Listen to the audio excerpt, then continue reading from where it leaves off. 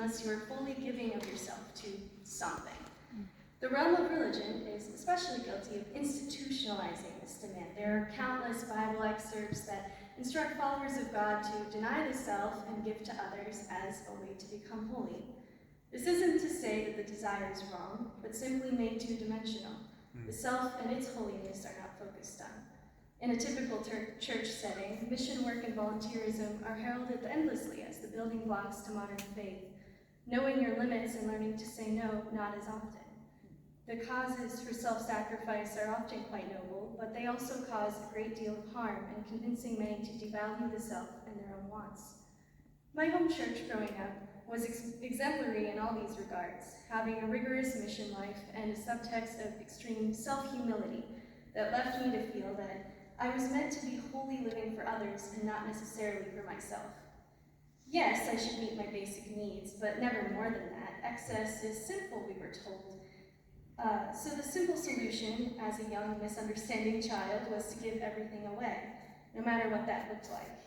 I should put others before myself, I thought, socially, financially, physically, emotionally. If what I wanted was at odds with the wants of someone else, it was my responsibility to yield. Growing up queer complicated this internalized belief.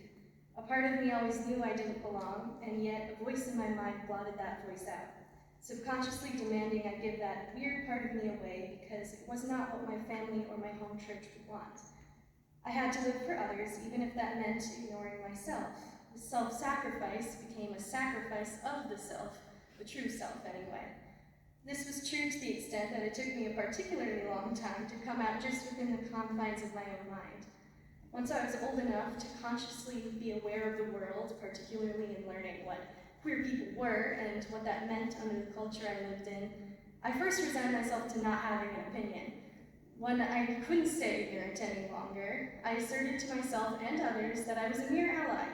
The only reason I went out of my way to befriend obviously queer peers was because I wanted to spread God's love to them and save them somehow, I said. By high school, the whole topic made me uneasy.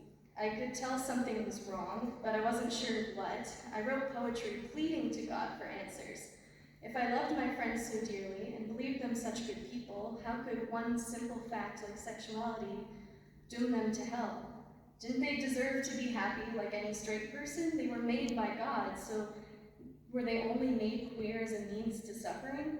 Whether they denied themselves in life and went to heaven or encouraged their love in life to go to hell later, suffering was ingrained in their identity. God couldn't believe that to be right?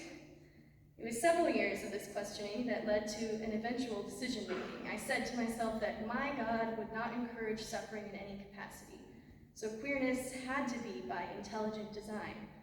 With this shift, I finally allowed myself to hear the offbeat songs of my own heart. Regardless, the resolve to hide prevailed, not so much out of fear as obligation.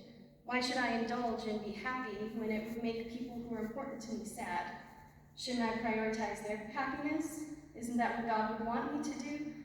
My new beliefs about God and his creation of queerness came to a T with the images I was familiar with about self-sacrifice. My willingness to be generous won over, and I told myself I could be all right on my own. At the time, it made perfect sense to deny myself and what I wanted in order to promise to myself and God that I simply would never fall into a queer relationship. I would just live on my own with countless cats and books to keep me company. Who needed love? Of course, this wasn't a sustainable way to live, and my bubble got burst, forcing me to confront my views of God once again. But instead of doing that work, I took a break from God. My time at Luther has forced me to confront God again, but in a fresh way. The work I've done for academics has evolved into a type of spiritual work, catalyzing my analysis of self and my growth back towards a healthier God. Introductory religion courses validated my doubts in the organized church and taught me to read the Bible as a piece of literature and not as pure fact. Other interactions with faculty encouraged me to talk about religion and my concerns, something I had never really been able to do before, engaging with other students' perspectives far and near from my own. More recently, I've had the privilege to approach theology from a primarily identity-focused lens, encouraging a fundamental re-understanding of sin, that sin can look like self-denial and an excess in self-sacrifice. For the marginalized person, good religious standing incorporates the need to assert themselves in a world that tries to limit them. This is to say that for some, the real love and glorification of God comes through love and glorification of the self. By putting ourselves first, we create space to connect to a higher being and a higher purpose, finding holiness in who we already are along the way. Once the work is done on the self, then and only then are we truly capable of helping and giving ourselves to others. Amen.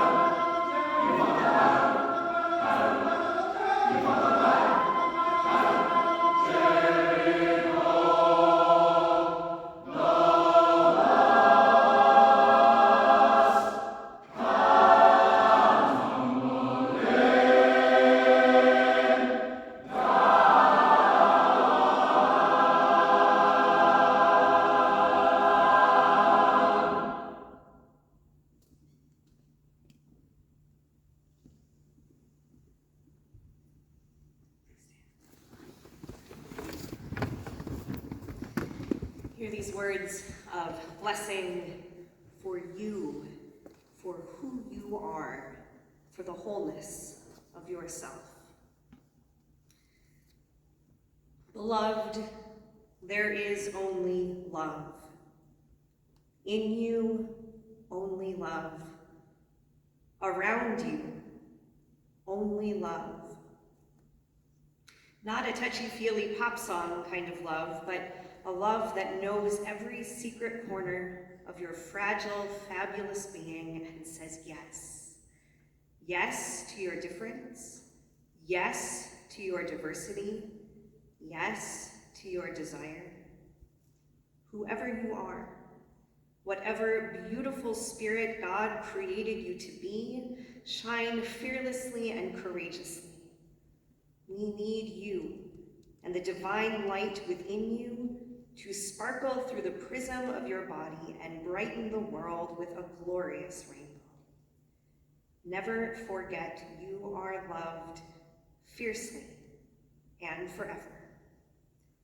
Amen. Go in peace, live with love. Thanks be to God.